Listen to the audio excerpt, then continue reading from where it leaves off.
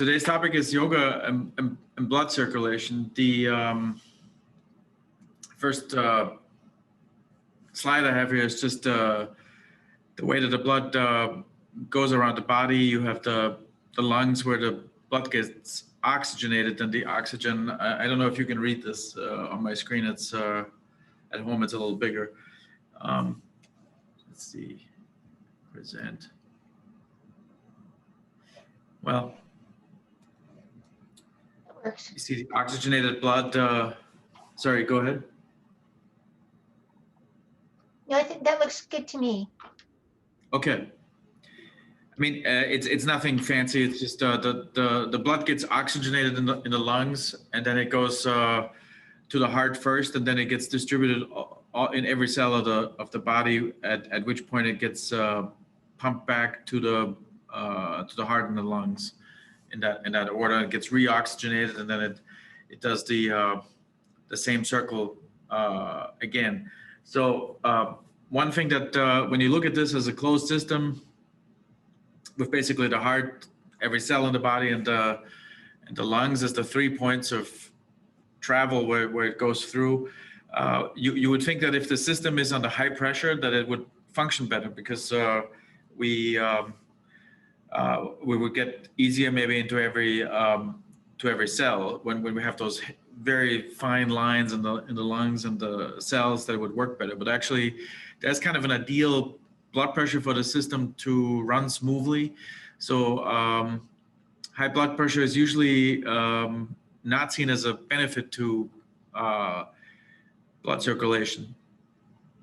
It stiffens up the small arteries and veins, and it makes it difficult for it to circulate smoothly. And that's all I know about that part. I know that high blood pressure is not good for blood circulation. So the flexibility of the system is important. Partially because there's a range of blood pressure. If you're healthy and you have normal-ish blood pressure on average, there's times when you need to be able to increase the pressure in the system on the high performance, or it's not unhealthy to occasionally have stress. So where the body has that fight or flight option, it's just not a healthy thing to be under this increased stress, increased pressure on a constant basis. I think this is just, here we have on the left, second slide is just the basic unit of the body is the cell. And it absorbs the oxygen and nutrition, and it expels CO2 and waste by ways of the blood traveling through this loop. So basically, when the lungs and the heart are healthy and strong, it's easier to perform, easier to have a normal blood circulation. And last week we spent 2 classes on lung health, which is mostly the pranayama, the breathing exercises, which help with a lot of different things. When you constantly exercise your lungs, even without any exercise anywhere else, the blood circulation to the lungs is very important. It increases when you always use 100% of not 100%, but most of the lungs, versus just 10 or 20% for shallow breathing on an average day, and it never exceeds that. So we talked about the lungs last week in more detail, and we're not going to repeat the information we had before. So the conventional wisdom is there's a bunch of different things that have an influence on blood circulation. I mean, in yoga therapy, the asanas are one way to improve blood circulation. There's nutritional things you can do, which we'll go over. With nutrition, I want to maybe say one word of caution. There's going to be a list of things that you can eat that are specifically for blood circulation. But in yoga therapy, they tell people to just eat nutritious, like food, vegetables. And I mean, in the West, I think it's fine to eat meat, because the variety things that are in season in America is very small in the winter. Meat is in India. It's off the list of the yogic diet, but I think it's not the end of the world if it is on your diet, especially health-wise, at least. Then we know that any physical activity is good for blood circulation. So the more you sit, the more you don't move, the more likely you will have blood circulation problems. Also, being overweight is bad for blood circulation. So a controlled weight loss, from a yogic perspective, a slow, maintainable weight loss is helpful for blood circulation if someone is obese.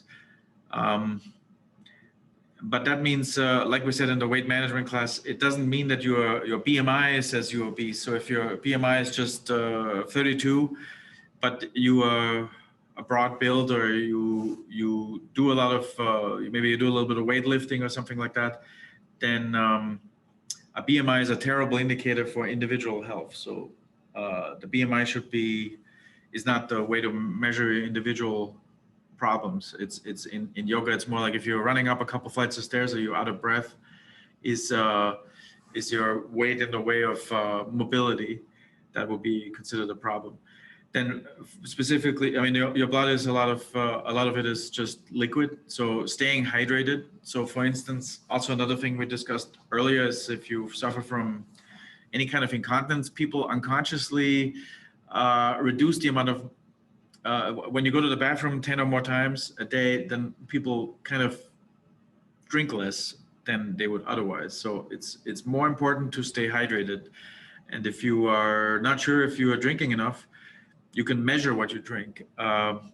Some people say there should be 2 liters of liquid every day between the meals, not right before and right after. But if your meals consist of highly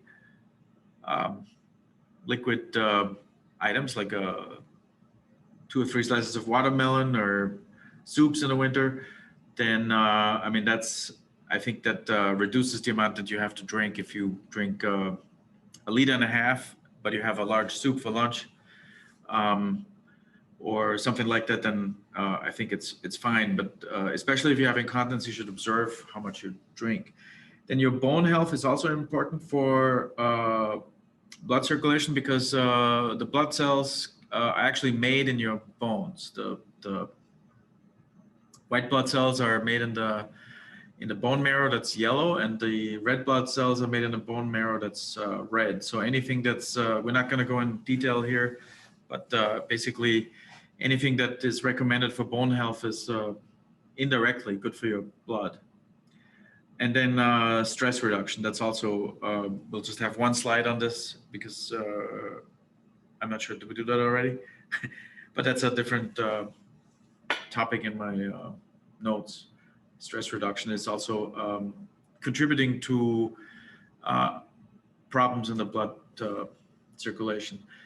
So for what kind of poses are good for, so any physical activity is good. So in reality, all of the yoga asanas are good for blood circulation. I went on a Iyengar Yoga website and they recommended a few poses. So I'm just listing them here. So downward facing dog is great for circulation because it puts because it's a mild inversion, and having a mild inversion is actually preferable if you start yoga. You don't want to start with like a headstand or a handstand early on. I mean, that's goes without saying almost. So the blood is kind of, if the blood doesn't move easily around your body, just having it slightly inverted, it's kind of like a jug where there's maybe stuff in it and the blood doesn't go everywhere. It's kind of turning the jug around makes it easier for the blood to get everywhere. And downward facing dog is also, when you do it correctly, when you push your hips up, it's quite tough on the legs. So the biggest muscles in your body are working a lot, and that improves blood circulation, just like lots of other poses, lots of other exercise. Then a warrior two is kind of considered as a as a chest opener. So this is also something you can do to improve blood flow. So let me maybe just, so warrior 2, if you don't do yoga, this is warrior 2. So one foot is pointed this way.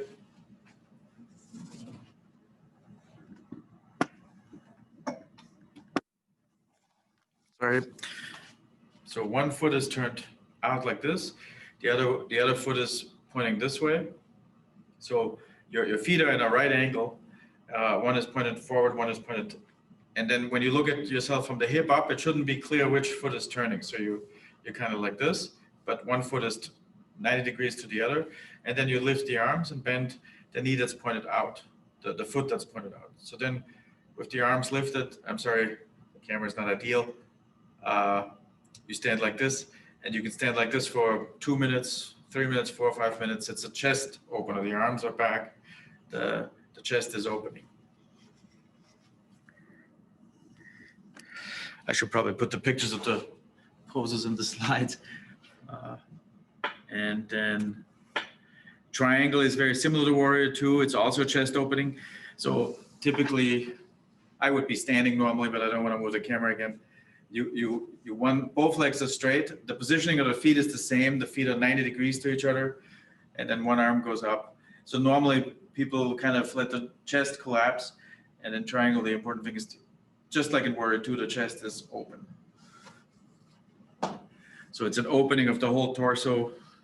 The shoulder blades kind of push together. So it's expanding the lungs, improves circulation through that. Then there's another, just legs up the wall is maybe an alternative to downward facing dog. If you can't hold downward facing dog, maybe there's a lot of pressure on the wrists in downward facing dog.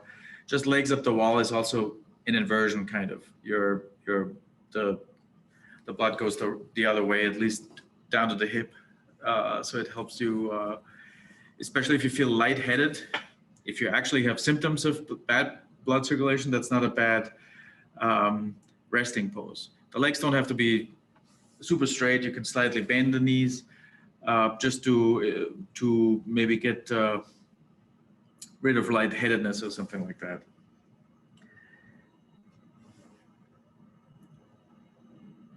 It says here that the position can help you with blood flow normally, relieving the pooling of the blood in the extremities, which may happen at old age. Also sitting in a chair all day long where your feet are, where you're not moving, and the blood kind of follows gravity. So it's not a bad idea. Then the nutritional advice was the second point on the first slide. If you go to India and ask people what I have bad blood circulation, what should I eat? They would always say turmeric. So in India, they think turmeric is cleaning the blood and helping with blood circulation problems of all kinds. It's kind of a thing that that everybody believes is the best nutritional thing you can do. So it's actually on the list. This is not an Indian. I went to a website that has nutritional advice for different things. I think it was called Healthline, and I kind of summarized this. But there's research for each of these items on the list. Western research, not Indian research. But turmeric is on the list, but it's number 10. But I was interested to see if turmeric even made it on the list, but it is on the list. So cayenne pepper has something in it that helps a lot. It's listed here what it is. I shortened the notes so that it would fit on the slide. Pomegranates. So if you cook normally, if you're on an Iowa diet with a little bit of meat and mashed potatoes or some sides is your meal. Cayenne pepper kind of works well as a dressing for a salad. So instead of buying salad dressing, you can make salad dressing with with any kind of oil, and then you can put either vinegar or lemon juice, and then you add cayenne pepper. So you can put that in a dressing. Otherwise, it also goes on meats. If you make chunky salads with some of the spices absorbed better if you have a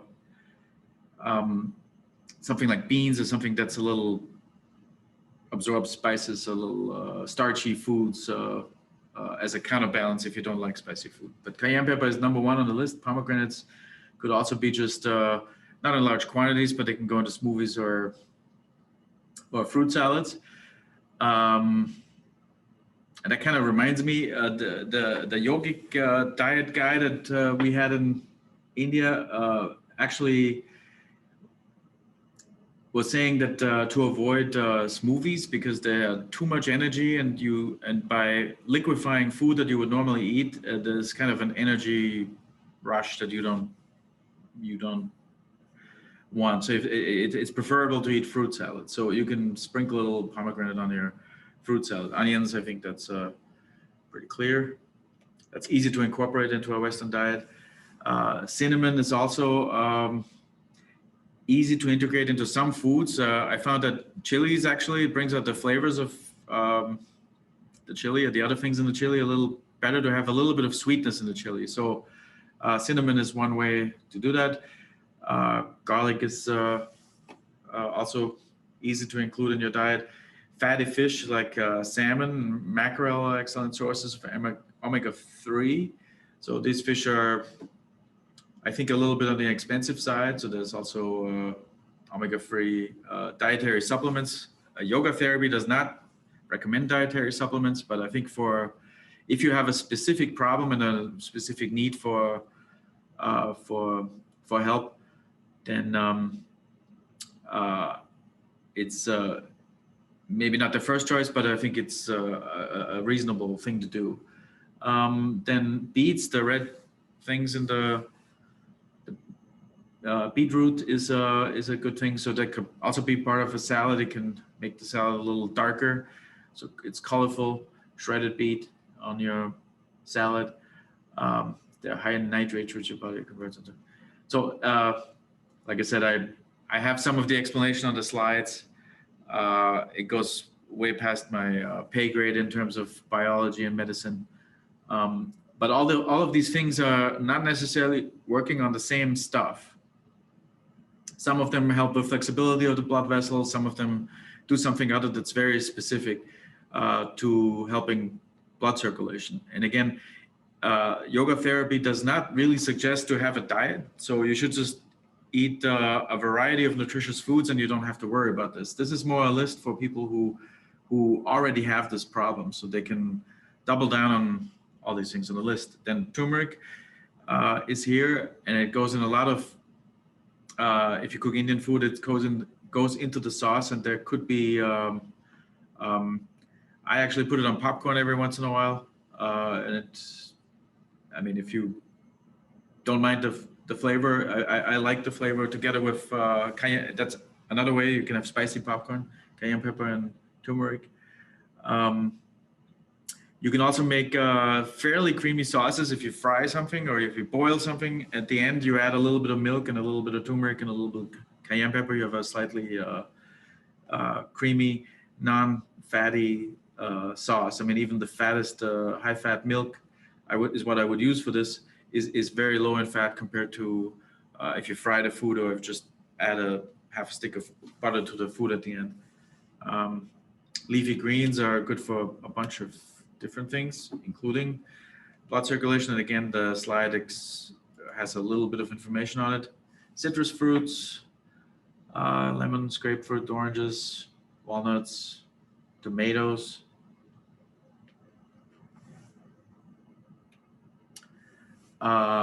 Berries and ginger. So ginger is also something that in India you eat all the time.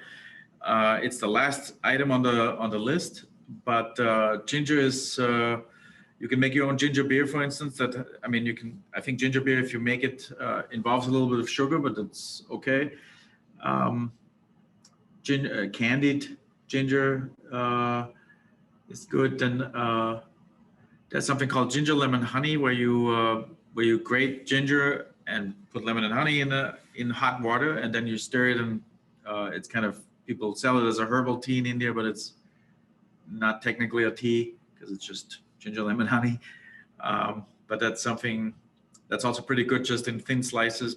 Some people eat it. I think in Chinese food, it's sometimes on the side.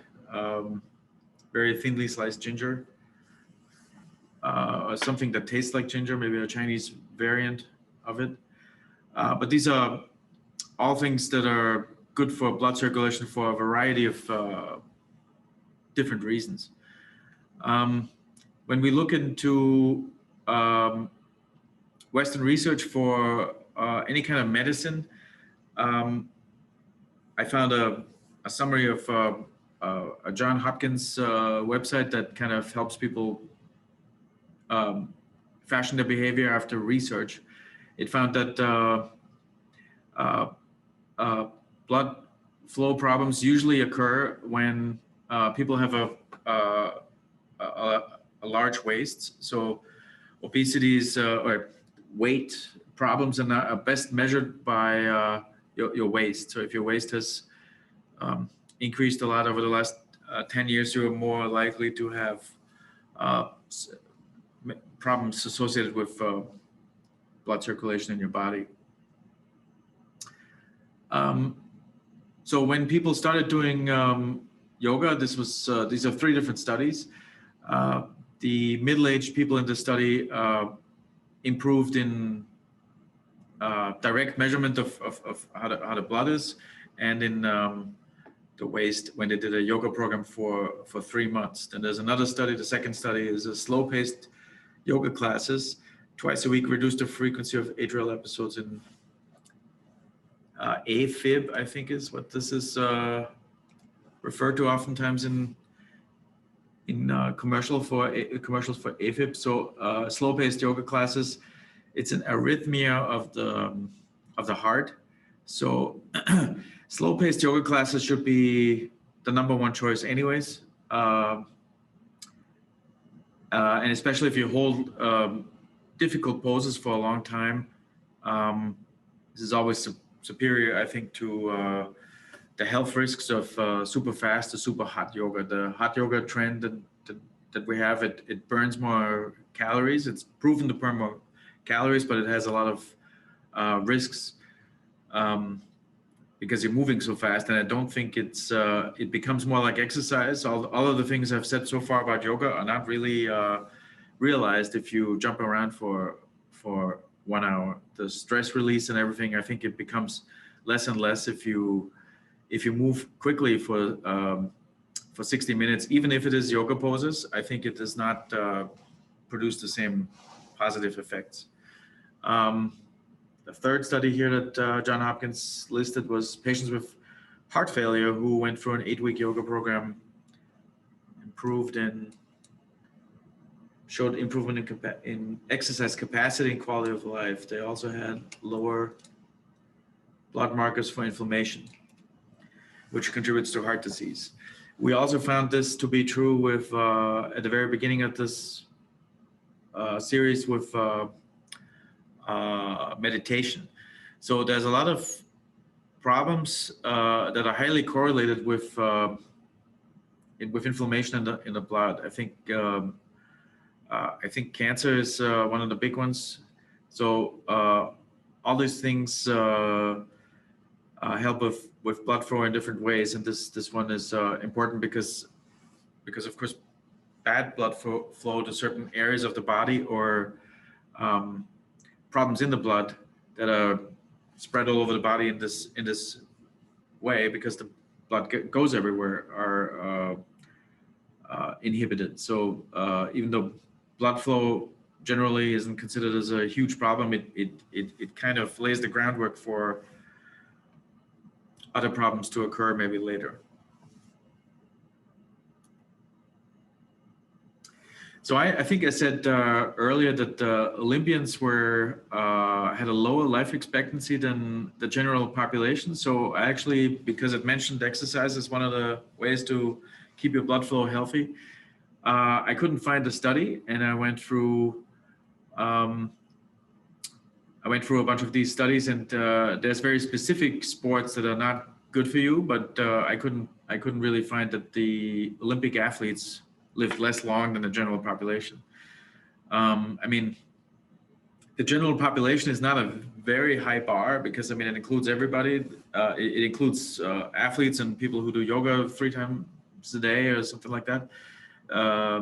It includes also people who live very unhealthy lifestyles. So when athletes live a little bit longer than the average, it's I mean, it's I said the opposite, so I was wrong, but you would think that, or at least I was maybe expecting athletes to live a lot longer than the average.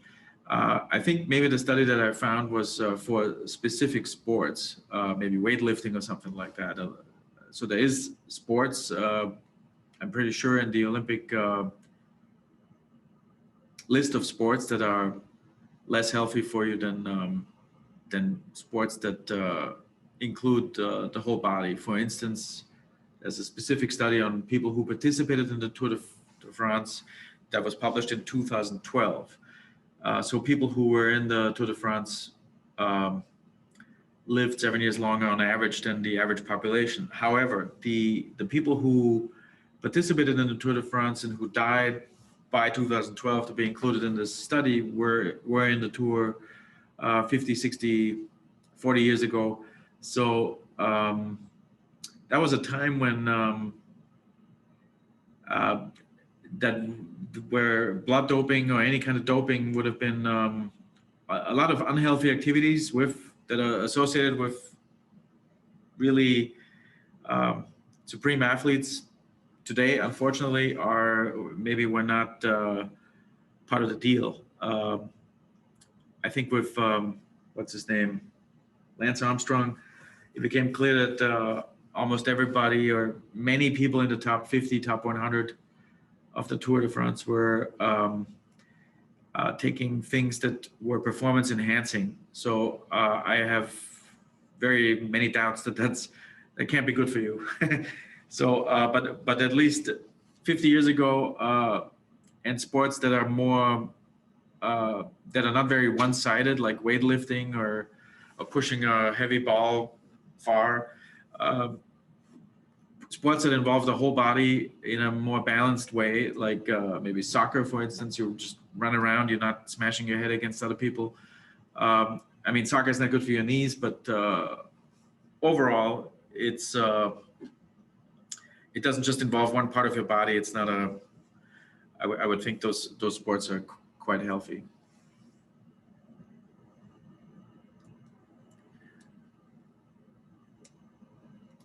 So, I mean, the yoga philosophy is always that low intensity movement. Something like Tai Chi, yoga is going to be more beneficial to most people. There's no need to become an athlete to live a long and healthy and fulfilling life that is not limited by a sedentary lifestyle. When you have a sedentary lifestyle, like I said, in yoga philosophy, comfort is really a dead end.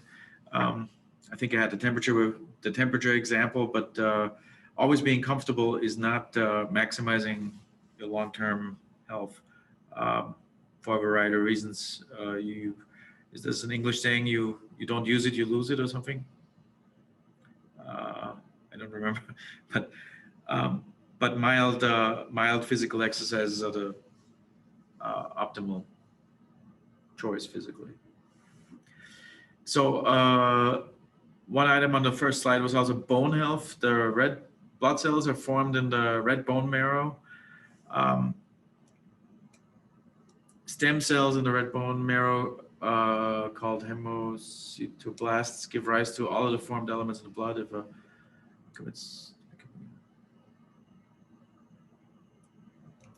So basically, calcium, anything that is good for the bones is indirectly good for the quality of your blood, because the bones basically produce the white and the red blood cells. Bone density is not part of this, but there's a lot of uncomfortable poses that are seated poses. For instance, there's a pose called Thunderbolt pose, which I think was in the stress reduction series. So if you sit on your knees and then you try to lower your hips to touch the heels, and the heels are tucked in, so they're under the hips. So for some people that's not possible to do, but if you put a cushion or a folded blanket between your heels and your hip bones, and you sit on that, when you sit on that for 30 seconds, it becomes very uncomfortable. When you get used to it, you can maybe sit like that for 5 minutes, and then it gets uncomfortable.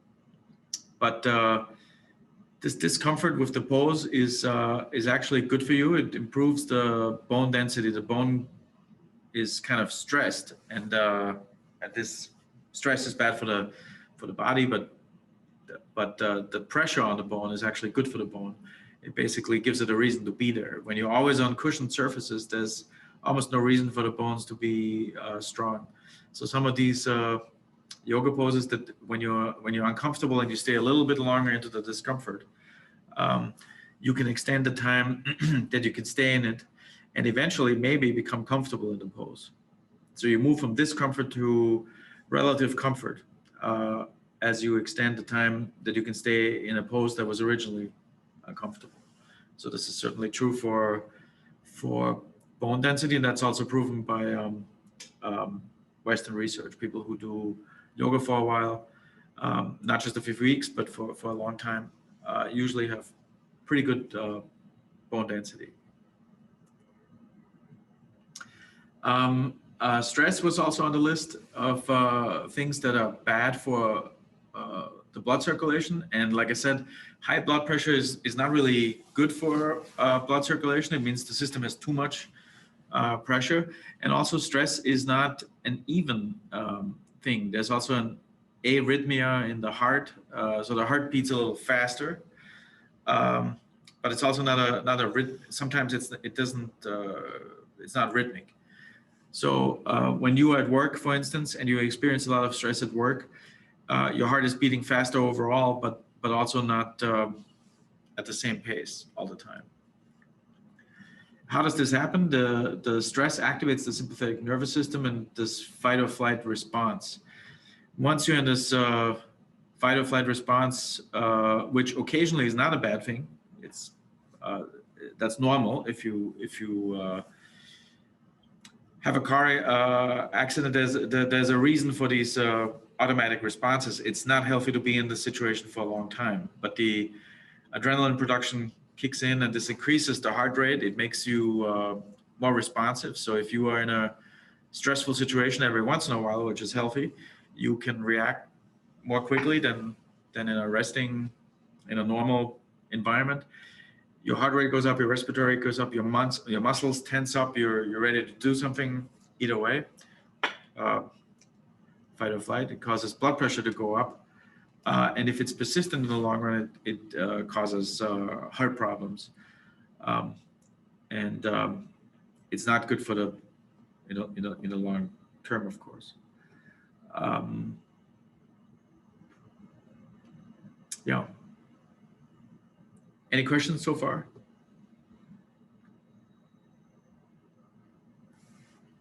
Let's see what there's so this is basically the end of the list that I had. There's a couple topics that we went through in my classes that I thought were interesting.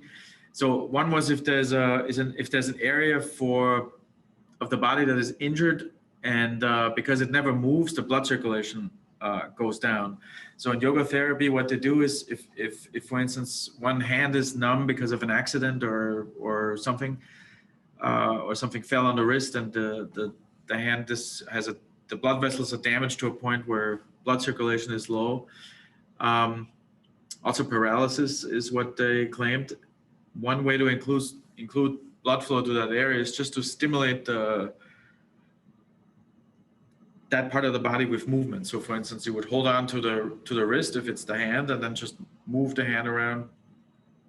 Try to get movement back to that body part. So oftentimes when something is paralyzed, that's easy to do. And then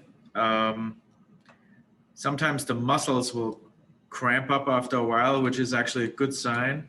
It means that blood circulation is coming back. So when a muscle that hasn't been moved in a while is kind of cramping up or tightening up, then you would stretch that out. And when I say you, the lady that was giving this talk was a yoga massage therapist. So she said she tended to several people that had paralysis of body parts, and she said it's just a very long process to make any progress at all, if there's ever any progress. But especially with injuries that are not paralysis, she says it takes a while to get the mobility back just by passively moving a leg or a hand or an arm, and then get the full mobility back, which is a continuous process. So once the mobility gets back, maybe more blood flows to the area, and it's easier to produce more improvements later.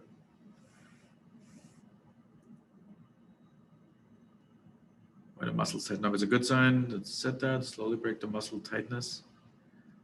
So these are all notes I took when we had this yoga massage therapist talk to us. I mean, she showed us what she did, but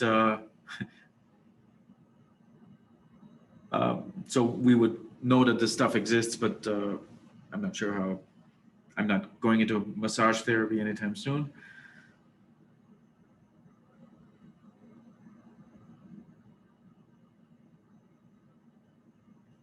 All right.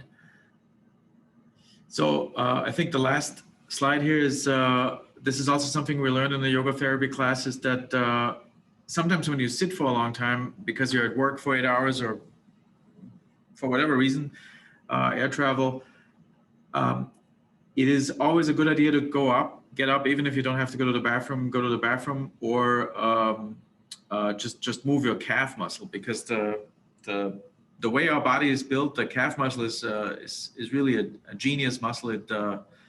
It contracts, and when you squeeze it and you stretch it, it helps the blood that's the furthest away from your body to move up, to help it move up. So stretching the calf muscle and contracting the calf muscle is very helpful in that way. So for instance, if you are seated and you can't get up, you can just lift. I'm doing it right now. I'm lifting my heels under the table, and then I go down. So I just do that, go up and down, and it helps with circulating the blood in the body. So the heels go up and down. More intense is if you have more weight on the toes, because then your calf muscle has to work more. So if you're standing behind a chair, now you're not just passively contracting, but you can't see my calves, but I'm just going up and down. I can lift the toes, and then the heels. If you have an easy way to, I mean, of course, the best thing is to go for a walk. So if you work 8 hours and you're always seated, if you have the time, it would be a good idea to take a brisk walk to a place where you can buy good food, or just go for a walk around a building in the middle of the day, so you don't end up in a sedentary, in a non-moving position for 8 hours a day. And then also, once you warm up this mechanism, either by walking or by doing this, you can also balance on the toes for 10, 20, 30 seconds. So you're contracting the calf muscle, and then you can do the same the other way. You can stretch your calf muscle. You can just also with the chair, this is quite easy. You just step back, and then you try to get the heel to the floor. And if that doesn't produce a stretch, you bend your knee a little bit, so your calf muscle gets a stretch. This is more for people who cannot do downward facing dog. If you have no problems with downward facing dog, you don't need to do this. But this is just an option sometimes when you get tired or you feel not well because you're on a 12-hour plane ride or something like this. My first line of defense would be just to contract and release the calf muscle. So I think this was a little faster than I. Let's wait for a minute. But this is the last slide here. So in India, they call the calf muscle the little heart, because it can help you maintain a healthy blood circulation. I see a cat.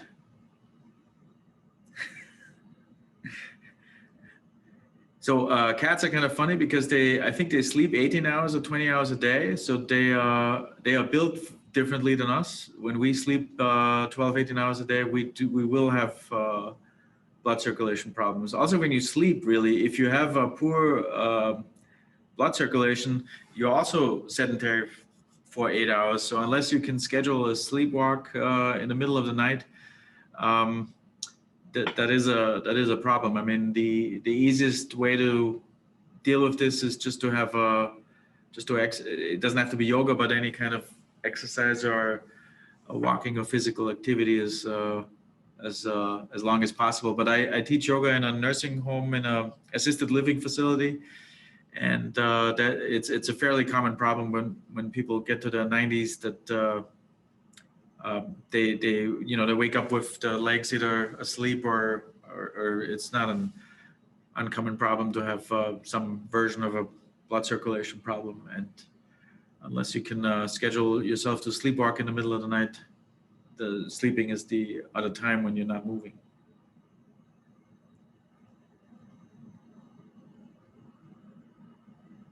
All right. Do you have any questions about this? Or anything else? Christoph, you talked about the value of yoga for treatment of injuries and also making your bones stronger as you're in an uncomfortable position. What about other conditions like arthritis? Is there a... Yeah, so arthritis is I think it's shown that if you have arthritis, I mean, yoga therapy is only mild. There's no medication.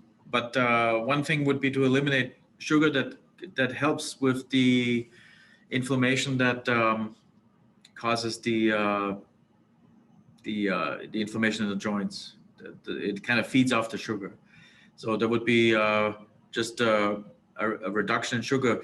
With arthritis is a weird thing. I think.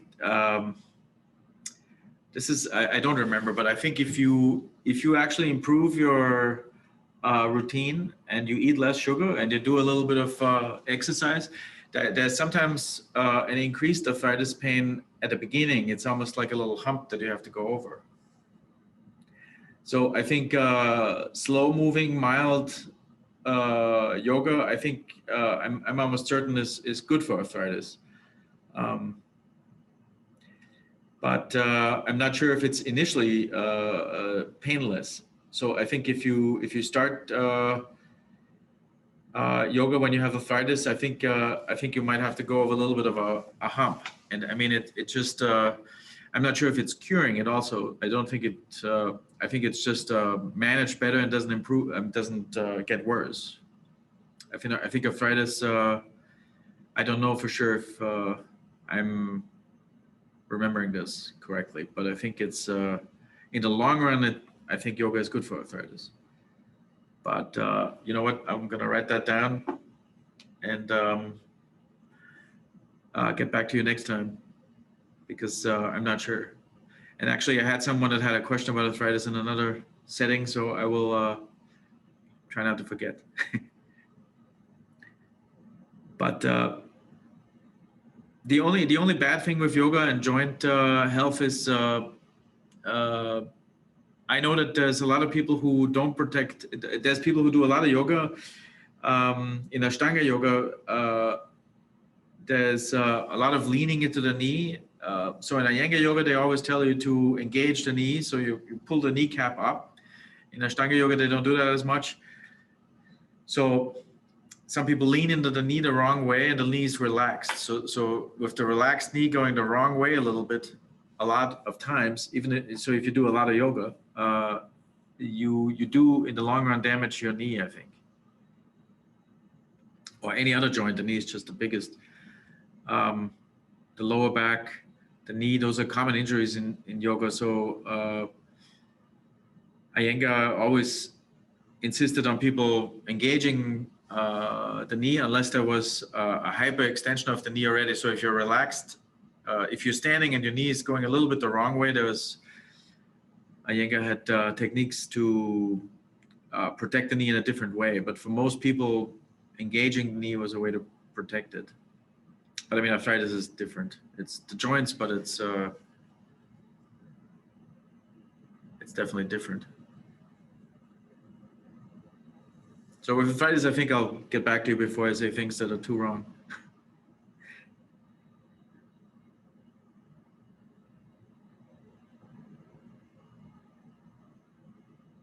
Otherwise, with injuries, any kind of injury, I think you should skip yoga. I mean, the poses until that part where the injury happened didn't hurt, because symmetry is actually one of the yoga goals. So for instance, if you have a broken leg on the right side, I mean, you can do things for the upper body that are balanced, but you don't want to produce an imbalance. So the cause of all diseases in yoga, which we know is wrong, there's other causes, but in yoga therapy, they think that all diseases are caused by a false routine. So like smoking, for instance, if you always smoke in the morning or it's part of your routine, posture problems, there's another one, or nutrition, so bad nutrition. So it's always those three.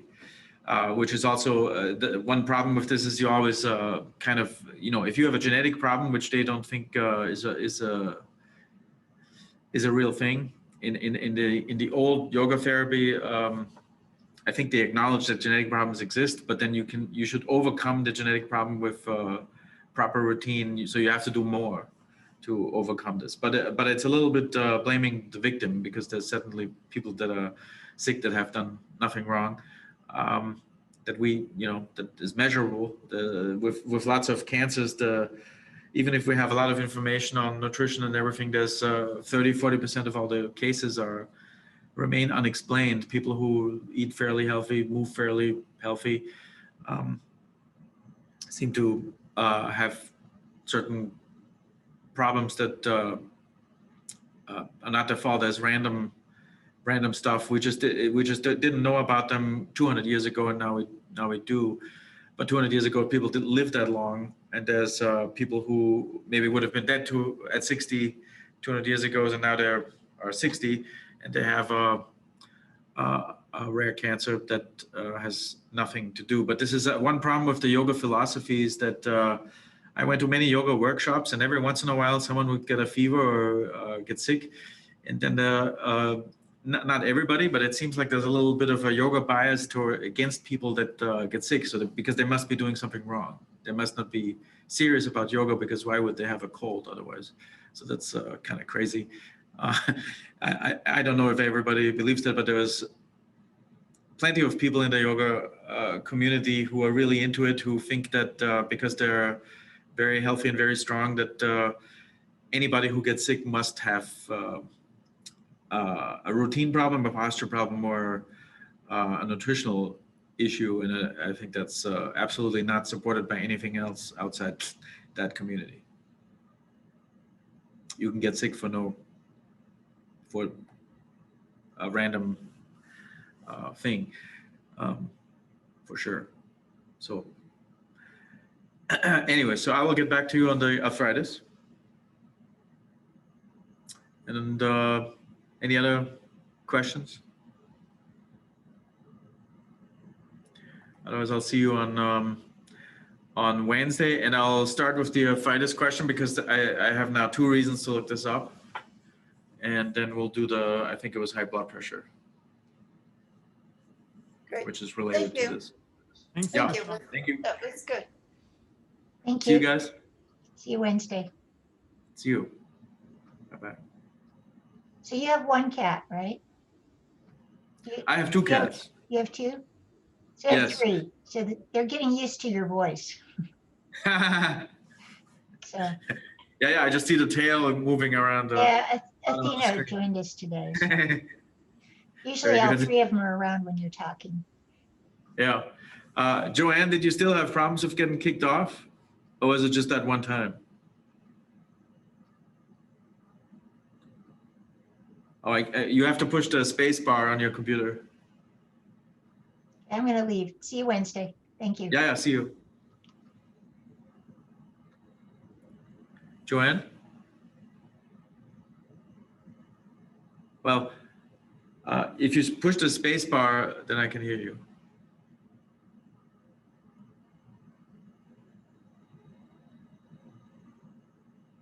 All right. Well, you get, if you still have a problem, I don't if it I don't know why that would happen, but I just wanted to check in. I can't hear you. I will email you, or you can email me if it still happens. Read. Ah, here we No, go. I did not hear- get kicked off this time. All right, but did that just happen one time, or was it many times, several times? No, it was just the one time. It Yeah, was one. I don't know. I don't know But I anything. may have been doing something. Yeah, I'm not really good with this stuff either. I'm struggling myself, but yeah. All right. Well, good to hear. They allow you in. All right. I'll see you on Wednesday.